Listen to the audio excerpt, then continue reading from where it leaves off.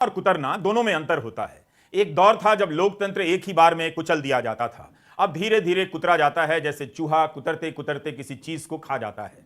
France में pension को लेकर जो व्यापक विरोध प्रदर्शन हो रहे हैं, इजराइल में न्यायिक सुधारों को लेकर जो विरोध प्रदर्शन हो रहा है, उसके मूल में केवल न्यायिक सुधार और पेंशन की रक्षा नहीं है, संसद और सुप्रीम कोर्ट की गरिमा को बचाए रखना भी है। जिस समय इन दोनों चीजों को बेकार माने जाने लगा हो, नेता की चुनावी जीत को ही अंतिम सत्य घोषित किया जा रहा हो, उसी दौर में इजराइल और फ्रांस की जनता संसद और सुप्रीम कोर्ट की गरिमा के लिए सड़कों पर उतर आई है। जनता का विरोध सरकार के भीतर तक पहुंच गया है। सरकारी कर्मचारी भी सड़क पर आने लगे हैं। संसद और सुप्रीम कोर्ट से खिलवाड़ या किसी पार्टी का मसला नहीं होता है, जनता के भविष्य का मसला होता है। फ्रांस और इजराइल में जनता अपने भविष्य को बचाने के लिए सड़क पर उतरी है। सत्ता के अहंकार में इजराइल के प्रधानमंत्री नेतन्याहू सुप्रीम कोर्ट के जजों की नियुक्ति का अधिकार अपने पास रखना चाहते थे, लेकिन जनता ने सड़क पर उतरकर बता दिया कि कोई व्यक्ति लोकतंत्र में जन इच्छा से ऊपर नहीं है। नेतन्याहू को कहना पड़ा कि अगर संवाद के जरिए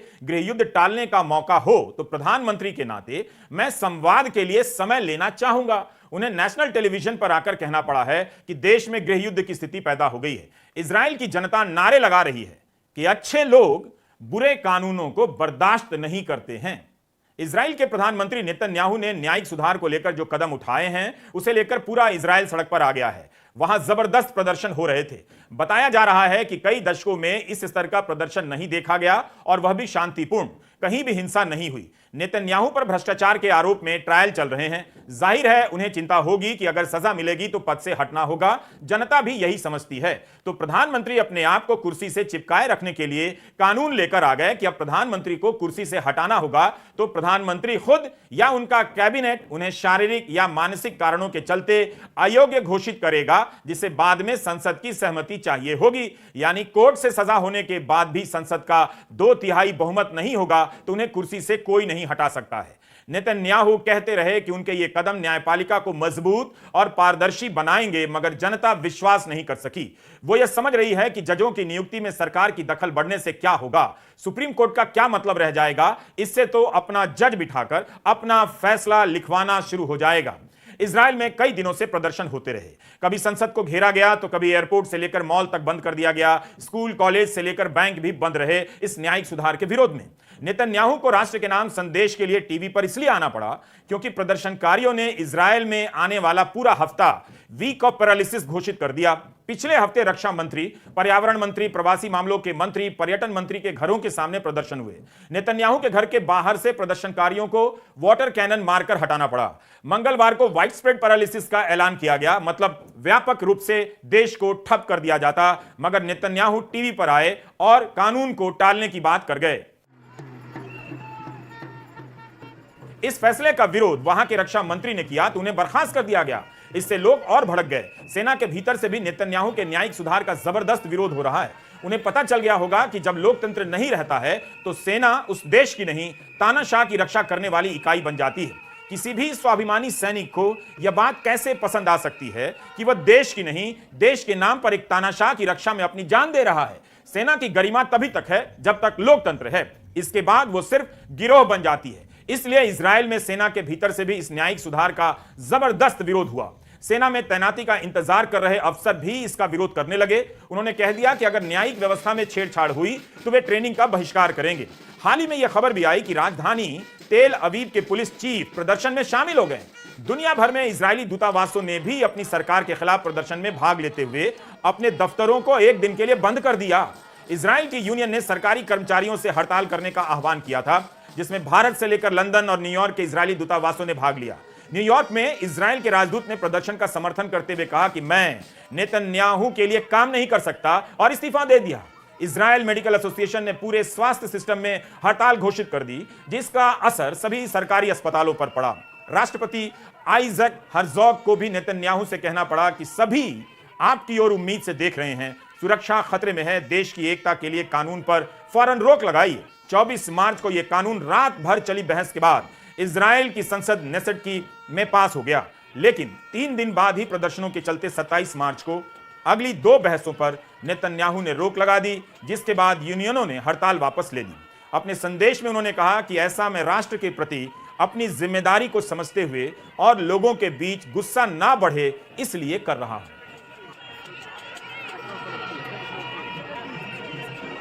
क्रोनोलॉजी समझिए। पहले जज अपने हिसाब से नियुक्त कर दो, फिर फैसले को अपने हिसाब से लिखवा लो और कहो कि कोर्ट का फैसला है, मानो। कानूनी तरीके से जनता के अधिकार को कुचलने का यह आसान रास्ता हो गया है कोर्ट का आदेश। इसलिए कोर्ट पर हमला हो रहा है, उसका राजनीतिक इस्तेमाल हो रहा है और ऐसे लोग जज की कुर्सी पर बिठाए जा रहे हैं जो पार्टी के हिसाब से फैसला दें, संविधान के हिसाब से नहीं। मैं इजराइल और दुनिया के दूसरे देशों की बात कर रहा था। ऐसे में वकीलों की फौज का भी कोई मतलब नहीं रह जाएगा। वकील भी ये सोच लें, एक वकील बनने में कोई जीवन लगाता है, सैकड़ों किताबें पढ़ता है, मगर जज ही पार्टी का आदमी बनेगा तो वकील क्या करेगा? उसकी जगह पार्टी का व्हाट्सएप मैसेज ही चला जाएगा कि क्या फैसला देना है। अगर ऐसा लोकतंत्र दुनिया के किसी और मुल्क को चाहिए तो क्या किया जा सकता है? मगर इजराइल के लोगों ने साफ कर दिया, हमें नहीं चाहिए। जनता सड़क पर आ गई कि हमें पार्टी का और सरकार का जज नहीं चाहिए। जनता ने यह जिम्मेदारी अपने ऊपर ले ली कि लोकतंत्र बचाना केवल विपक्ष का काम नहीं, उसका भी है। बहुत दिनों तक सरकार इन प्रदर्शनों को खारिज करती रही, कुछ मामूली चरमपंथियों का विद्रोह बताती रही, अंत में उसे सच्चाई का सामना करना पड़ गया। न्यायिक सुधार को टालना पड़ा। इजराइल के प्रधानमंत्री नेतन्याहू कह रहे हैं कि वे न्याय व्यवस्था में पारदर्शिता लाने के लिए ऐसा कर रहे हैं। नेतन्याहू की पार्टी के नेताओं और समर्थकों ने सुप्रीम कोर्ट पर हमला बोल दिया। आप चाहें तो इस खबर को बीच में पलट सकते हैं। भारत की खबर बता रहा हूं। हाल ही में चीफ जस्टिस को ट्रोल किया गया और ट्विटर पर सुप्रीम कोर्ट को लेकर अमर्यादित अभद्र बातें कही गई इंडिया में। 17 मार्च के इंडियन एक्सप्रेस की इस खबर पर नजर डाल लीजिए। सुप्रीम कोर्ट के चीफ जस्टिस DY चंद्रचूड़ को ऑनलाइन ट्रोल किया जाने लगा। महाराष्ट्र में शिंदे सरकार का गठन संवैधानिक है या नहीं, इस मसले पर चीफ जस्टिस के नेतृत्व वाली संवैधानिक पीठ में सुनवाई चल रही है। राज्यपाल की भूमिका को लेकर उनकी सख्त टिप्पणियों ने एक राजनीतिक तबके को परेशान कर दिया और उनके बारे में ट्विटर पर अमर्यादित टिप्पणियां की जाने लगी। ट्रोल करने वाले ज्यादातर सत्ताधारी दल से सहानुभूति रखने वाले दिखे। इसे लेकर 16 मार्च को 13 विपक्षी दलों ने राष्ट्रपति द्रौपदी मुर्मू को पत्र लिखा कि यह सही नहीं हो रहा है। कांग्रेस के राज्यसभा सांसद विवेक तन्खा ने यह पत्र लिखा है जिसे 13 विपक्षी दलों ने समर्थन दिया है। 26 नवंबर 2021 को संविधान दिवस पर पूर्व चीफ जस्टिस NV रमना ने भी कहा था कि सोशल मीडिया में जजों पर निजी हमले बढ़ते जा रहे हैं। अब आइए इजराइल। नेतन्याहू के समर्थक कह रहे हैं कि सुप्रीम कोर्ट इजराइल की जनता का प्रतिनिधित्व नहीं करता है, वो काफी एलीट है, कुलीन है, संभ्रांत है। इजराइल में एक स्वतंत्र कमेटी जजों की नियुक्ति करती है। एक जज की नियुक्ति तभी होती है जब राजनेता और जजों के बीच नाम पर सहमति बनती है। सरकार चाहती है कि उसका दबदबा बढ़े। यह उदाहरण इसलिए दिया गया कि अमेरिका में जजों की नियुक्ति सरकार करती है, लेकिन इजराइल की जनता ने अमेरिका के इस मॉडल को नकार दिया। इजराइल की जनता को शक हो गया कि इस तरह से सरकार अपना जज कुर्सी पर बिठाना चाहती है। अगर ऐसा हो गया तो कोर्ट के इस्तेमाल से जनता के ही अधिकार कुतर दिए जाएंगे। इजराइल के न्यायिक सुधार के तहत सुप्रीम कोर्ट सरकार की जूनियर पार्टनर बन सकता था। संसद चाहेगी तो सुप्रीम कोर्ट के फैसले को पलट सकती है। संविधान के बुनियादी तत्वों की समीक्षा और बदलने का राजनीतिक दलों के पास अधिकार मिल जाएगा। नेतन्याहू की सरकार जिस तरह के न्यायिक सुधार लाना चाहती है, उस तरह की बातें भारत में भी सुनाई देने लगी है, बस जनता को दिखाई नहीं दे रही है। भारत में भी जजों की नियुक्ति को लेकर विवाद चल रहा है। भारत के कानून मंत्री के बयानों की तमाम हेडलाइन बता रही है कि सरकार किस इरादे से आगे बढ़ सकती है। हाईकोर्ट और सुप्रीम कोर्ट सरकार नहीं है, यह कानून मंत्री का बयान है। सुप्रीम कोर्ट चेतावनी नहीं दे सकता, जनता मालिक है, यह भी कानून मंत्री का बयान है। न्यायाधीशों की नियुक्ति प्रशासनिक मामला है, न्यायिक नहीं, यह भी कानून मंत्री का बयान है। कानून मंत्री ने एक ट्वीट को ट्वीट कर दिया जिसमें लिखा है कि सुप्रीम कोर्ट ने संविधान को हाईजैक कर लिया है। भारत के सुप्रीम कोर्ट पर कानून मंत्री की तरफ से ऐसी सख्त टिप्पणी की गई है। किरण रिजिजू का यह बयान भी देख लीजिए कि कुछ रिटायर्ड जज एंटी इंडिया गैंग के हिस्सा हैं। यह हेडलाइन भी देख लीजिए कि कानून मंत्रालय ने सुप्रीम कोर्ट को पत्र लिखा है कि जजों की नियुक्ति पैनल में सरकार के प्रतिनिधि को भी शामिल किया जाए। इन बयानों से कुछ याद आया आपको, या फिर अतीक अहमद के पेशाब करने का लाइव कवरेज देखकर ही सुपर पावर फील करने लगे हैं? इजराइल की बहस की खबरों को पलट कर देखिए। प्रधानमंत्री बेन्यामिन नेतन्याहू न्यायिक सुधारों के जरिए सुप्रीम कोर्ट के जजों की नियुक्ति पर सरकार की मर्जी चलाना चाहते थे। इस एक बात का ध्यान रखना चाहिए कि वहां की जनता सुप्रीम कोर्ट की इमारत बचाने नहीं उतरी, वह केवल जजों की नियुक्ति की प्रक्रिया को स्वतंत्र नहीं देखना चाहती थी, बल्कि उसका यह विरोध बता रहा है कि वह न्यायिक स्वतंत्रता में किस हद तक विश्वास रखती है। उसके लिए नियुक्ति का मसला तो है ही, सरकार के नियुक्त जजों के फैसले को लेकर भी चिंता है। इजराइल की जनता को पता है कि अपना जज बिठाकर अंत में जनता के ही अधिकार खत्म किए जाते हैं। भारत के चीफ जस्टिस का बयान याद कीजिए। उन्होंने कहा था कि निचली अदालतों में जज सक्षम हैं मगर डर के कारण जमानत नहीं देते। निचली अदालतों में जजों को भय है कि अगर किसी गंभीर मामले में बेल दे देंगे तो उन्हें टारगेट किया जाएगा।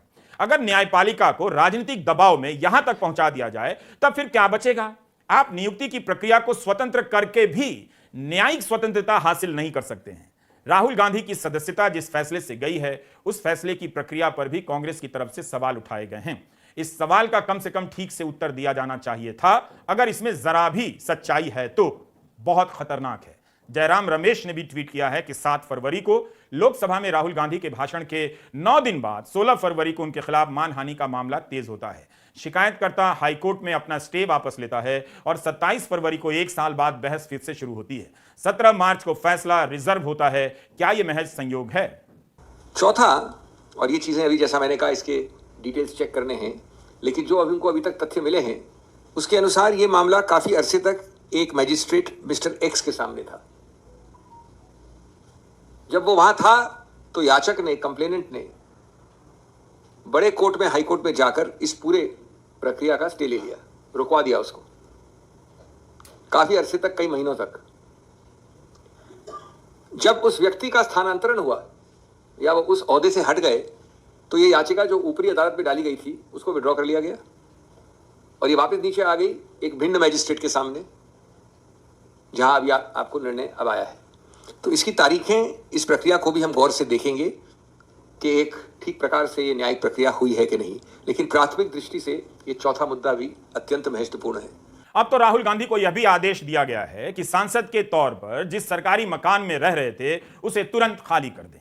तो अब चलते हैं फ्रांस के अलग अलग शहरों में रिटायरमेंट की उम्र बढ़ाने के खिलाफ जबरदस्त विरोध प्रदर्शन हो रहे हैं। मगर इजराइल की तरफ फ्रांस में प्रदर्शन शांतिपूर्ण नहीं है। वहां हिंसा और तोड़फोड़ की अनेक घटनाएं हुई हैं।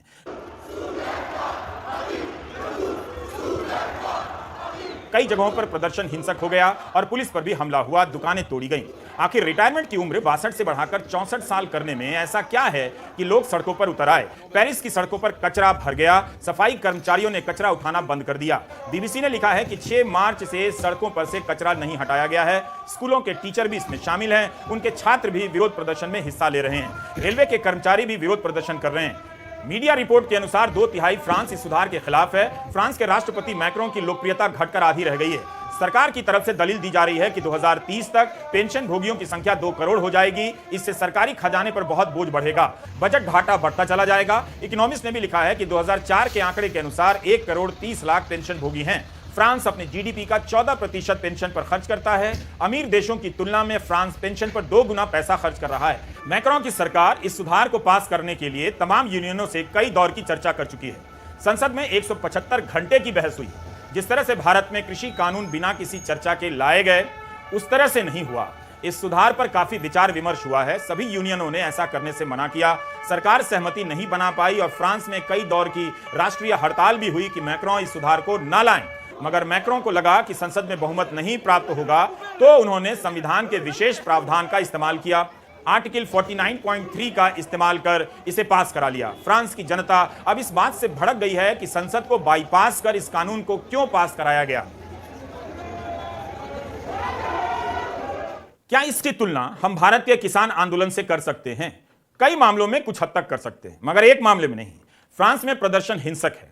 भारत में किसानों ने साल भर तक अहिंसक प्रदर्शन किए। कुछ अपवादों को छोड़ दीजिए, तब भी अहिंसक बने रहे जब गोदी मीडिया ने भारत के किसानों को आतंकवादी कह दिया। मगर काफी कुछ समानताएं देखी जा सकती हैं। फ्रांस में रिटायरमेंट की उम्र का कानून संसद से पास नहीं हुआ बल्कि राष्ट्रपति ने विशेषाधिकार का इस्तेमाल करते हुए पास करा दिया। तो पहले अध्यादेश के जरिए लाया गया, कृषि कानून की बात कर रहा हूं, और उसके बाद संसद में बिल पास हुआ था। भारत सरकार दावा करती रही कि किसान संगठनों से पहले बात हुई है, मगर किसान संगठन पूछते रहे कि हम में से किसी से बात नहीं हुई तो किससे बात हुई है। फ्रांस में भी कई महीनों से इसके खिलाफ प्रदर्शन हो रहे हैं मगर काफी हिंसा भी हुई है। उन्हें भारत के किसानों से यह सबक सीखना चाहिए कि कैसे अपमान और हिंसा को सहते हुए साल भर तक अहिंसक प्रदर्शन किया जाता है और सरकार को मजबूर कर दिया जाता है कि वह कृषि कानूनों को वापस ले। फ्रांस में जनता को यह बात नागवार गुजरी है कि संसद को कैसे बाईपास कर दिया गया। विपक्ष भी भड़क गया और नेशनल असेंबली में सरकार के खिलाफ अविश्वास प्रस्ताव लाया गया। मैक्रों की सरकार मात्र 9 वोटों से बच सकी। इससे पता चलता है कि फ्रांस में पेंशन का मुद्दा कितना संवेदनशील है। हालांकि इस कानून को फ्रांस की सर्वोच्च अदालत से मंजूरी मिलनी बाकी है, मगर जनता का विरोध देखकर लग रहा है कि फ्रांस इस कानून को लेकर लंबे समय के लिए जलता रहेगा। लोगों को यह बात चुभ रही है कि सरकार कह रही है कि अब लोग ज्यादा जीने लगे हैं, इसलिए पेंशन फंड पर बोझ बढ़ रहा है। वे जानते हैं कि इसी तरह की दलीलों से सामाजिक सुरक्षा खत्म कर दी जाती है। दुनिया भर में इसी रास्ते से सामाजिक सुरक्षा खत्म की गई है। मीडिया रिपोर्ट के अनुसार ओपिनियन पोल में 78% लोग सरकार के इस फैसले के खिलाफ हैं। 2030 से रिटायर होने की उम्र 62 से 64 कर दी जाएगी। पूरी पेंशन प्राप्त करने की न्यूनतम उम्र को हर साल 3 महीने बढ़ा दिया जाएगा। इसके अलावा 2027 के बाद से अगर किसी को पूरी पेंशन चाहिए तो उन्हें 43 साल की नौकरी दिखानी होगी। अभी तक ये 42 साल थी। इससे उन लोगों पर असर पड़ सकता है जिन्होंने अपने करियर में किसी कारण ब्रेक लिया हो, जैसे कई महिलाएं बच्चों की परवरिश के लिए काम से लंबी छुट्टी ले लेती हैं, या वे लोग जिन्होंने काम शुरू करने से पहले देर तक पढ़ाई की हो। ऐसे लोगों को पूरी पेंशन पाने के लिए 67 तक काम करना होगा, इस उम्र तक। 23 मार्च को फ्रांस में राष्ट्रीय हड़ताल हुई। देश की 8 प्रमुख यूनियनें इसमें शामिल हुई। यूनियनों का दावा रहा कि केवल पेरिस में 8 लाख लोग शामिल हुए और देश भर में 35 लाख। यहां मतलब भारत की तरह वहां की सरकार भी इस तरह की संख्या को कम बताती रही। गार्डियन ने लिखा कि हिंसा की घटनाओं के बावजूद प्रोटेस्ट मार्च अधिकतर जगहों पर शांतिपूर्ण तरीके से किया जा रहा है और अलग अलग तबकों के आने से प्रदर्शनकारियों में काफी उत्साह और एकजुटता देखी जा रही है। जनता के प्रदर्शन के डर से ब्रिटेन के किंग चार्ल्स का राजकीय दौरा भी रद्द कर दिया गया। बीबीसी ने लिखा है कि खबर थी कि किंग चार्ल्स के स्वागत के लिए रेड कारपेट रोल करने वाले कर्मचारी भी विरोध प्रदर्शन कर सकते थे। पेरिस में 900 से अधिक जगहों पर आगजनी की घटना हुई है। 20 दिन से कचरा साफ नहीं हो रहा है और बोर्डो शहर में जहां चार्ल्स को जाना था वहां के टाउन हॉल के दरवाजे को आग लगा दी गई। तो मैक्रों सरकार ने चार्ल्स से अपना दौरा टालने के लिए कह दिया। आपको उमर खालिद का केस याद होगा। अमेरिका के तत्कालीन राष्ट्रपति ट्रंप का दौरा होना था, इसकी कोई सार्वजनिक सूचना नहीं थी। फिर उमर पर आरोप लगा दिया गया कि उसने कथित तौर पर ट्रंप के आने पर दंगों का षड्यंत्र रचा।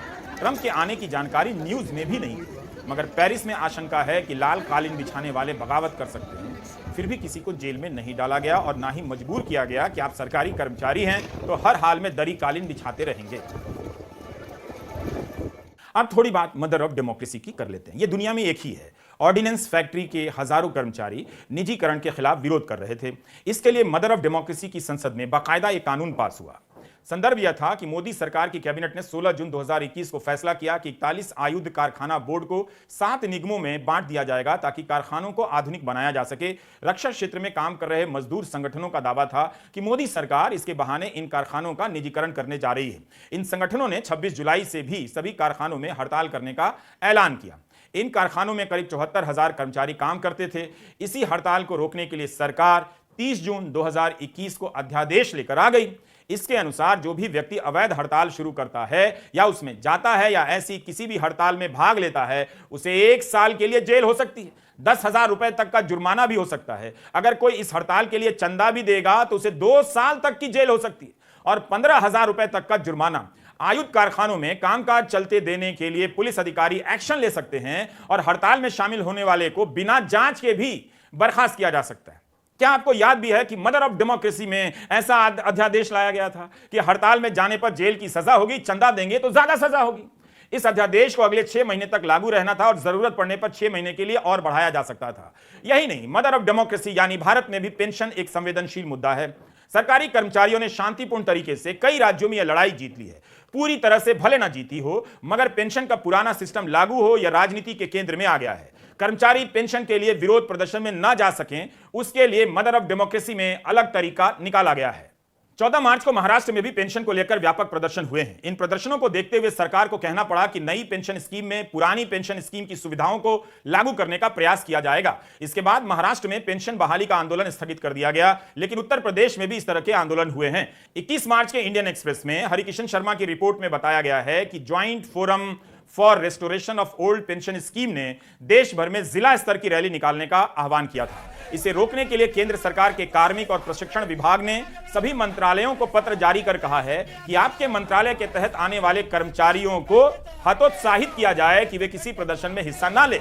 यह भी सुझाव दिया गया कि हड़ताल के दौरान कर्मचारियों को किसी तरह की छुट्टी ना दी जाए। हड़ताल में हिस्सा लेने वाले कर्मचारियों की सूची शाम तक कार्मिक और प्रशिक्षण विभाग को दे दी जाए। रिपोर्ट में लिखा है कि ऑर्डर पर कार्रवाई करते हुए पशुपालन और डेयरी विभाग ने अपने कर्मचारियों को चेतावनी जारी कर दी कि अगर पुरानी पेंशन स्कीम के लिए स्ट्राइक में कोई हिस्सा लेता है तो उसके खिलाफ उचित दंडात्मक कार्रवाई की जाएगी। फ्रांस, इजराइल और मदर ऑफ डेमोक्रेसी, भारत की इन खबरों को एक साथ पलटते हुए आपको लोकतंत्र का भविष्य कैसा दिखता है? भारत के चैनलों पर जब तक पेशाब का सीधा प्रसारण होता रहेगा, लोकतंत्र को कोई खतरा नहीं है। आपके विवेक को नष्ट करने की इतनी आजादी आपको कहां मिलेगी? तभी तो भारत की जनता घर बैठे टीवी देख रही है कि विपक्ष कहां है, दिखाई नहीं देता है। जानती है कि विपक्ष को नहीं दिखाया जाता है, पेशाब का सीधा प्रसारण किया जाता है। उधर फ्रांस और इजराइल की जनता इस तादाद में सड़कों पर उतर आई है कि जनता ही विपक्ष के रूप में दिखाई देने लगी है। ये प्रदर्शन बता रहे हैं कि विपक्ष हमेशा जनता के बीच होता है।